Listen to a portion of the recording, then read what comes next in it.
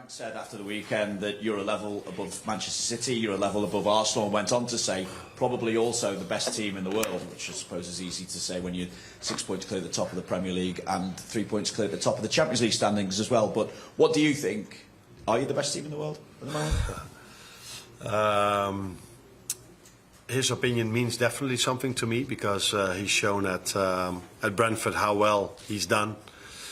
So many years for this club and without spending crazy amount of money, just every time he's able to perform with his teams very good in the Premier League and make it so hard for every top 5, top 6 team to play against them. So his opinion definitely means something to me, but I think it's far too early for me to say these things. We have to face a lot of teams. Champions League format this season is also difficult. Can we judge the league table in the Champions League? Because every team faced different teams.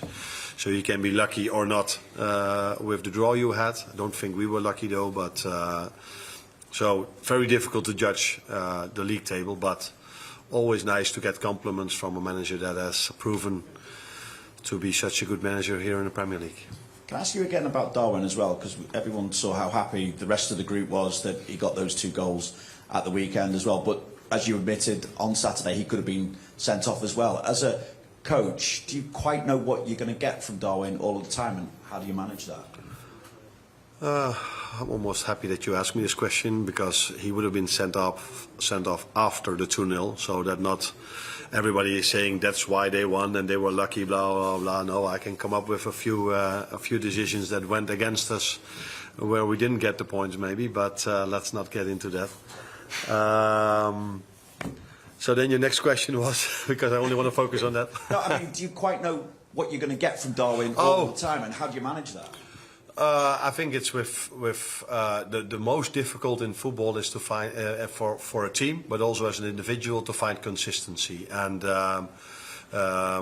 only a few players in the world are able to be at the same level every 3 days in a row. And then there's a big group of players that are able to play very good many times, but not every single time. And I think we have. He's one of the players that belongs to the group that is good many times. But next step for him would be nice if he can go into the bracket of the 5, 6, 7 or 8 players in the world that are every 3 days outstanding. And I do know we have also 1 or 2 or a few players that are every 3 days of a very high standard. And it's a nice challenge for him to go to that group of players as well.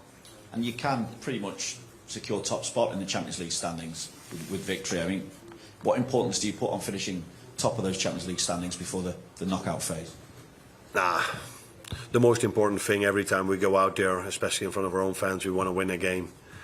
And with this new setup, you think that ending up number 1 is the best position to end up with. But because it's such a strange league table, because for example, I think I'm right if I look at Paris Saint-Germain, every week I think they have the hardest team to face, so they are quite low on the table, which is not their quality, but they are low. So maybe if you end up number 1, you can face them, so then it's a disadvantage. So I'm not looking at the league table in a way of, oh, if we are number 1 we probably have the most easy team to face, because that is impossible to say because of this weird format, or weird, I don't mean it in a negative way, but a strange format we are having now. So being on top maybe doesn't tell you that you're the best team, and being number 24 doesn't tell you that you're number 24 in terms of quality. It's a lot of has to do with the teams you've faced. So yeah, we want to win, but not from an idea about, that will probably give us then the best lead up for the rest of the campaign. Microphone that way. Hang on, speak for the microphone, please. Sorry, Hervé Penaud from L'Equipe. What do you think of Lille performances so far in this Champions League? Are you surprised by the way they play and the teams they've beaten? I'm impressed. I'm not surprised, but impressed. Not surprised because I think it was 2 or 3 years ago that I played the current manager when he was at Rennes with my former club. And then I was impressed by the way his team played. And Yes, of course. A few weeks ago, when I didn't saw them playing yet, I was like, "Oh, they beat Atletico Madrid, surprise! They beat Real Madrid, surprise!" But now, of course, I saw many games of them, and now I'm definitely not surprised anymore, but impressed because they've deserved every single point they got till now. And I just said something about the league table. For them, it's definitely not because they faced easy competition. They faced Sporting Lisbon when Amorim was still there, and they were impossible to beat Sporting Lisbon. Okay, they lost that one, but they faced them, they faced Juve, they faced Atletico Madrid, they faced Real Madrid. And now they are facing us, and the next game is going to be difficult for them as well, because then they face Feyenoord, which is my former club, if you didn't know. So they haven't been lucky with the fixtures they had, so that's the reason why I'm so impressed with them in the Champions League, and an unbeaten run of 21 games probably tells you even more. Yes, James.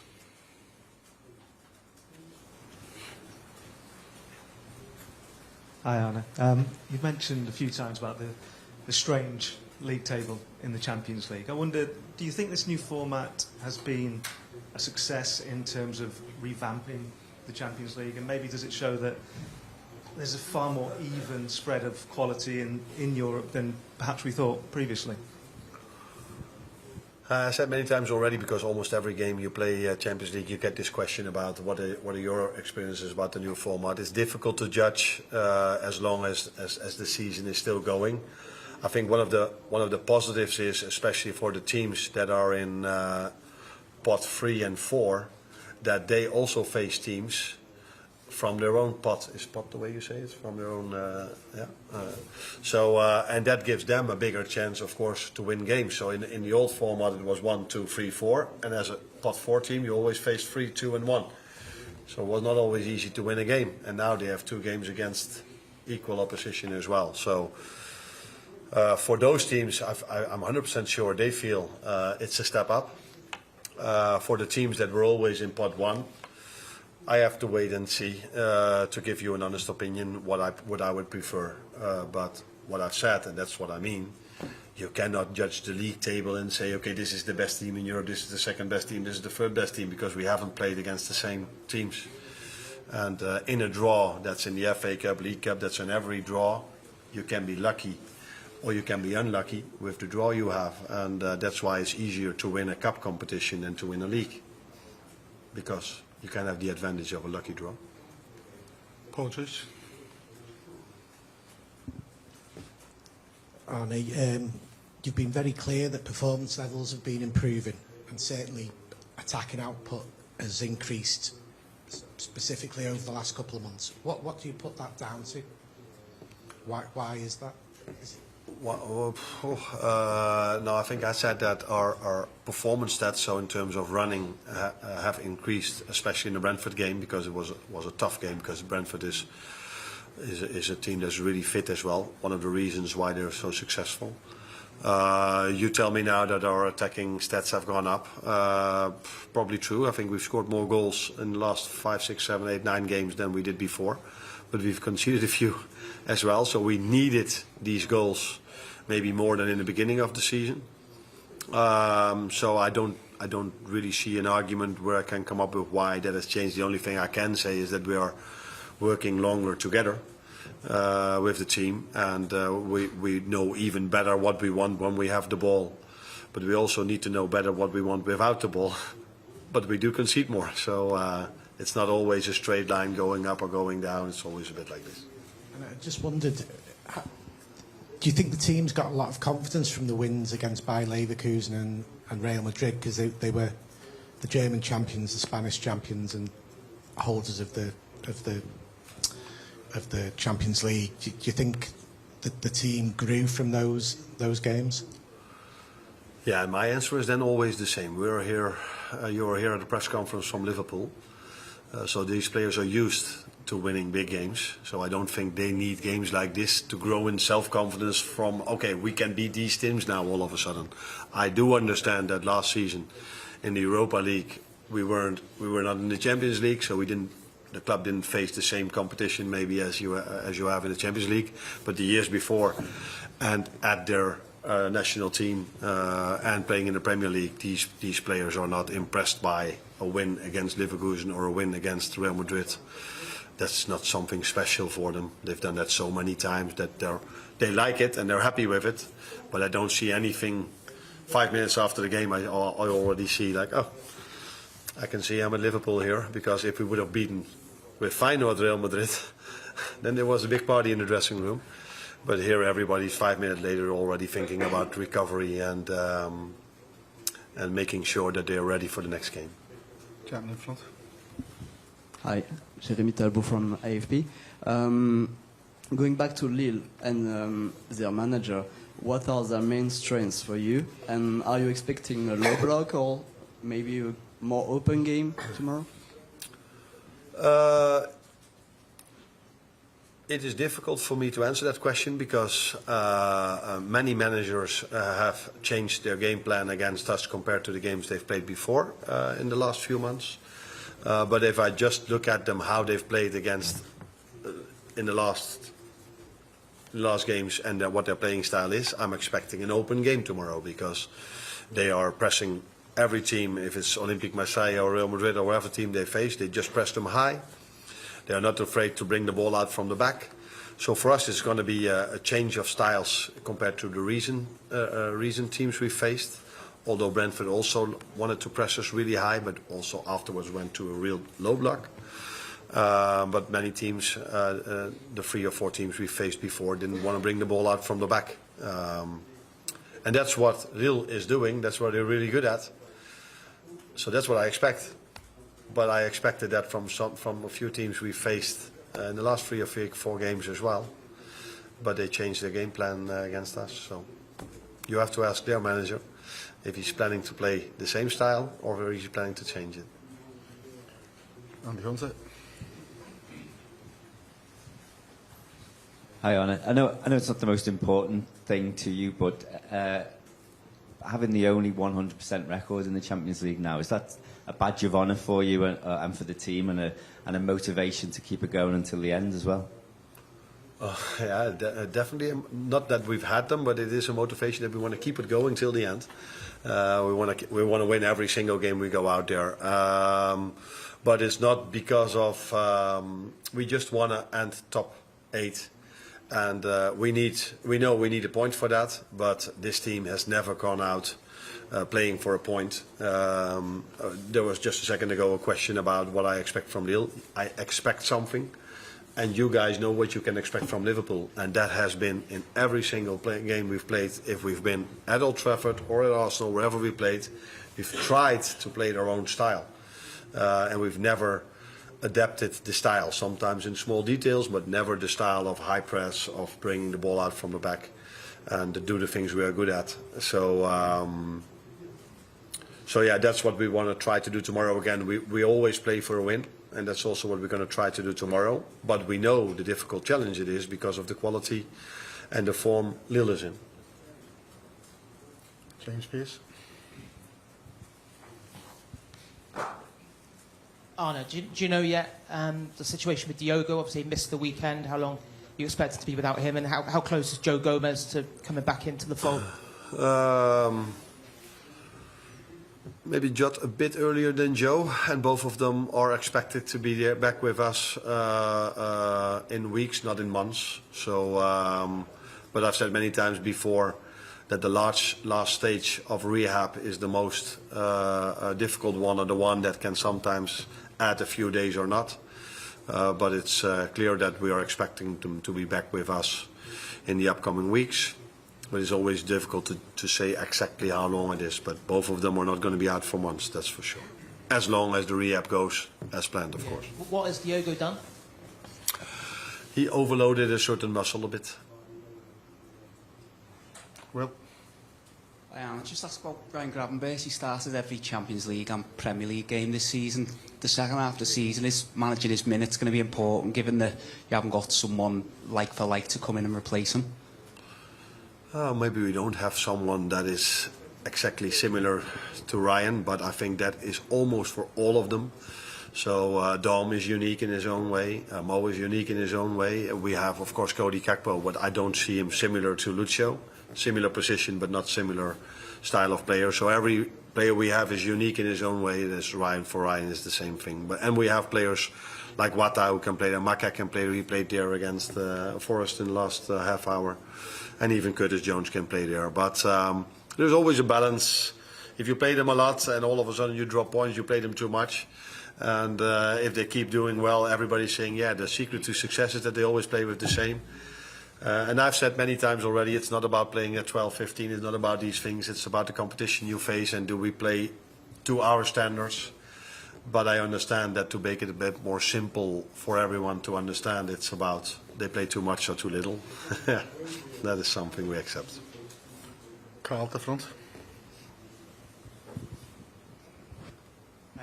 With Diogo being out for a few weeks still, you say, is this the opportunity Darwin needs for a bit of a longer run in the team on the back of the confidence he got from the weekend? I don't think it's the first time that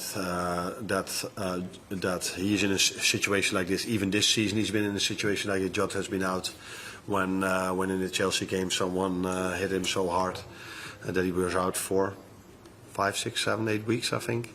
So that was a similar moment, and I know from the past that he's had a long run of games with Jürgen as well. But he is probably, as you guys say, in a good place now because he scored 2. And so, yeah, of course it's simple. At the moment we've got 4 attackers that are top fit and able to start the game.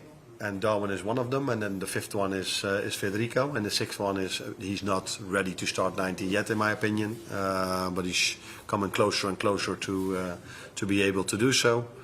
The reason why he isn't because he hasn't had many minutes yet, so it's not about him, it's about me not giving him so many minutes. So that's difficult for him then all of a sudden go from 5 minutes to 90 minutes.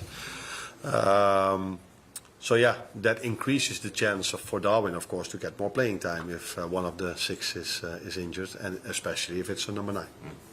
Well. Hi, Arne. Yeah, you mentioned there that Chiesa's still not quite at his level to be able to start 90 minutes, and obviously Liverpool were very cautious with Diogo Jota in trying to make sure he didn't come back too soon, and yet he still managed to break down. Does that situation mean you're more likely to be even more cautious with Federico, or do you think it's not necessarily one affecting the other? No, not one affecting the other. Every player is unique in its own way, and everyone has his own background, which I mean, Jota had a normal pre-season, or not normal because he was at Euros, I think they were in the summer. Yeah. So he didn't have a long pre-season, but he had a normal start with us where Federico didn't. Federico was a few times unlucky with when moments were there for him to play that he was ill or sick. And then I think we all also saw how difficult it is, with Jota is a great example of that, if a player who has been out for 5, 6 or 7 weeks, to bring him back to that load of playing every single game 60 to 90 minutes, you have to be really careful with that if you don't want to go into another injury. And yeah, especially because there's no winter break, there's no time to give them during the week again, unless I have to play them with the under-21s, but I don't think a player like Federico Chiesa, Diogo Jota should play in those games. So that makes it hard if a player is injured to bring them back. And some players are so clear starters for me, I just give them their first minutes in the first team. One of them is coming immediately after me, Ibrahima Konaté, played 5 weeks out, played immediately against United, because he's such a vital part of our team. But unfortunately for Federico, he has Mo Salah in front of him, so he doesn't have the similar status or hierarchy as Ibrahima Konaté had. So that makes it hard for us to build him up in the right way, but I'm happy that he had a good 30 to 45 minutes against Accrington Stanley, and although it was 5 minutes, he was part of the team that scored 2 goals, and he was really happy with it, what I saw as well. Well done. Thank you. Thank you.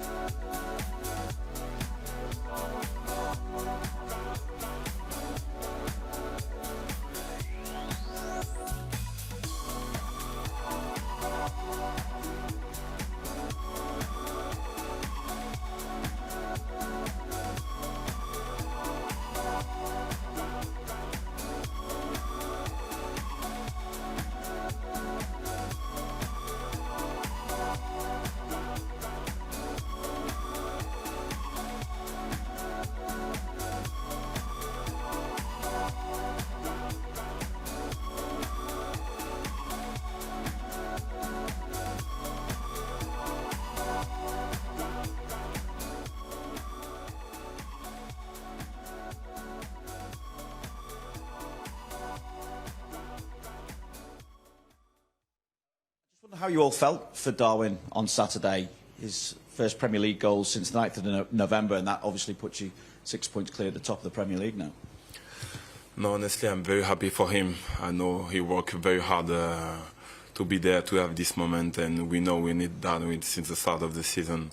And especially because I remember the game before in Forest, I told him, because he was suspended, I said to him, we really need you in this game, and he was laughing, and what happened last game is just what I said to him, and he was very happy. Yeah.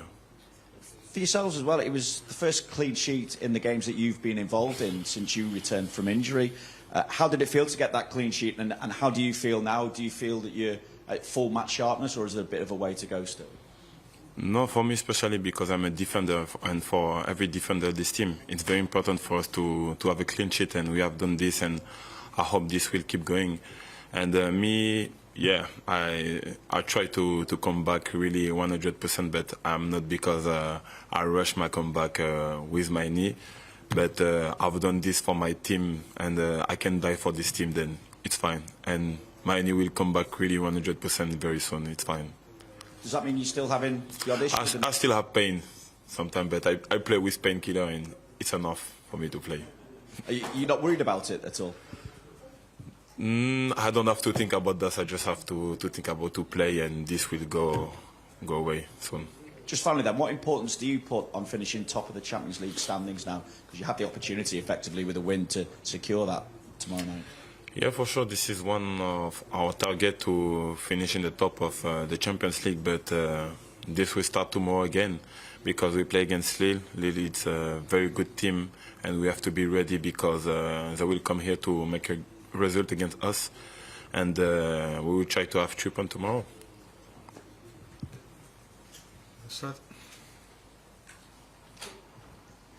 Bonjour.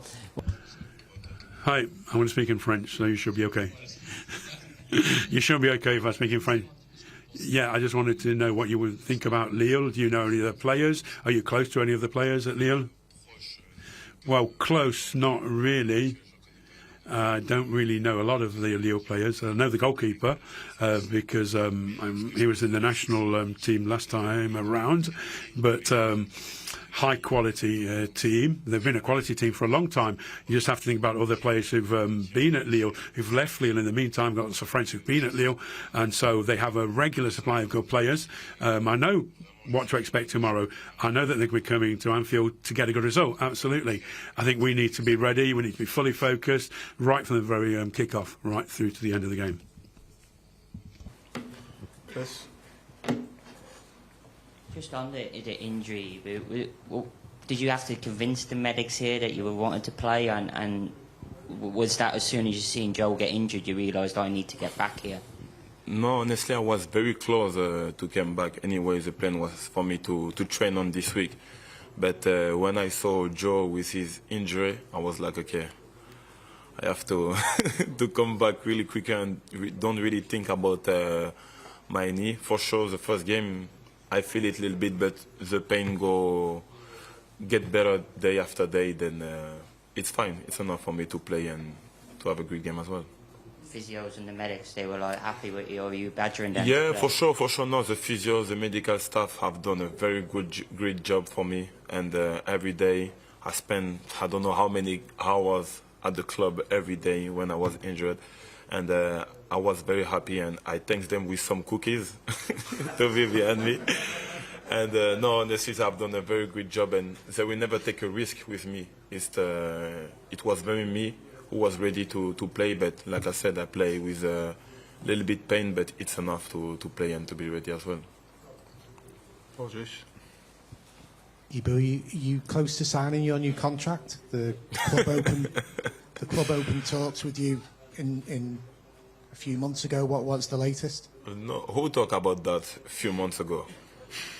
The club didn't say anything. I didn't say anything. It's one person said that, and I was not ready. I didn't know when he said that. But after I spoke with the club, but I think I'm really focused on what happened now, and we will see what will happen. So have you been offered a deal? Yeah. Yeah. So, and are you close to signing? This is another conversation. No.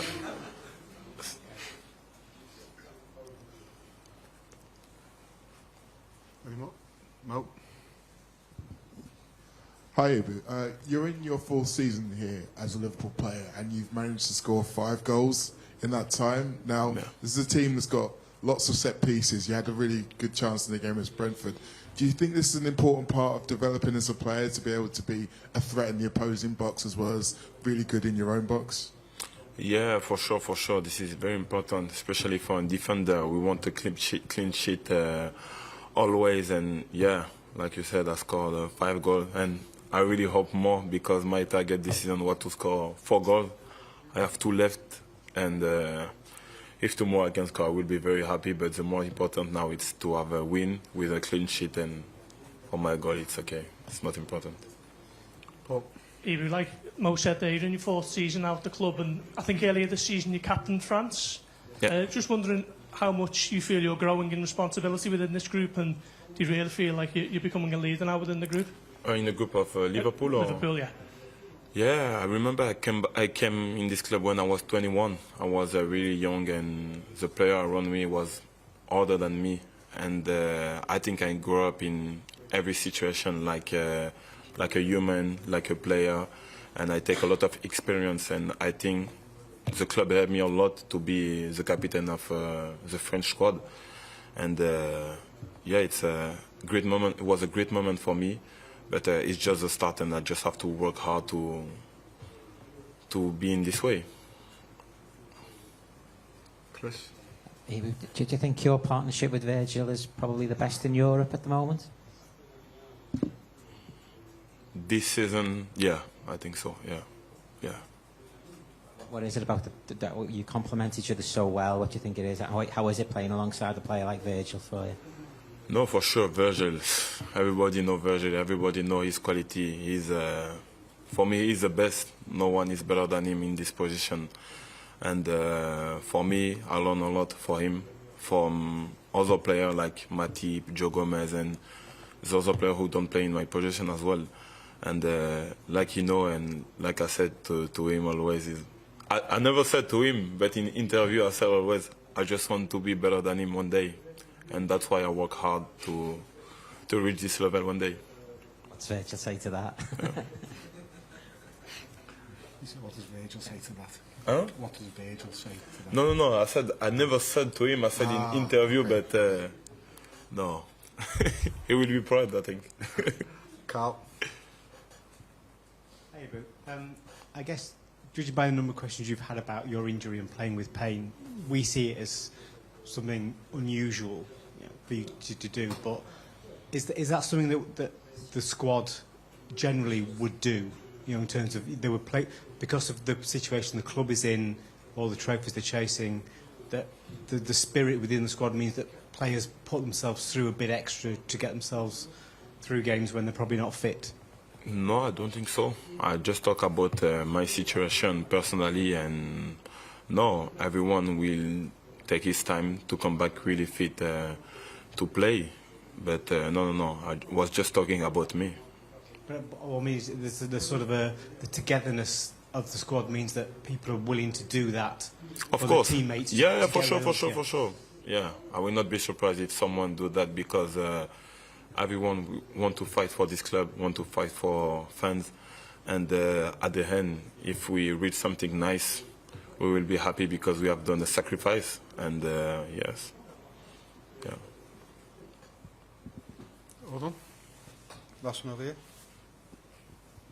Bonjour, en français, si c'est possible. Okay, in French then. I just wanted to get back to Lille. You said what you think about the team already. Have you been surprised by their progress, having beaten a team like Real Madrid? And if you're surprised, what has surprised you most? Well, no, I'm not surprised at all. Honestly, I'm not surprised. Far from it. Perhaps their opponents underestimated Lille going into the game, because, when You look at Lille against Real Madrid. Well, Real Madrid were probably sure that they were going to win. A lot of people would think that, but that isn't what the Champions League is like. There's a great atmosphere. It's a different atmosphere. The matches give you a different type of energy, different type of dynamism. You have to be focused 100%. You have to be ready to play the game. I think that what they've been doing since the beginning of this season is fantastic, and I'm really pleased for them. They're a French team after all, but they've been doing that. They've been playing well for quite a few years now, haven't they?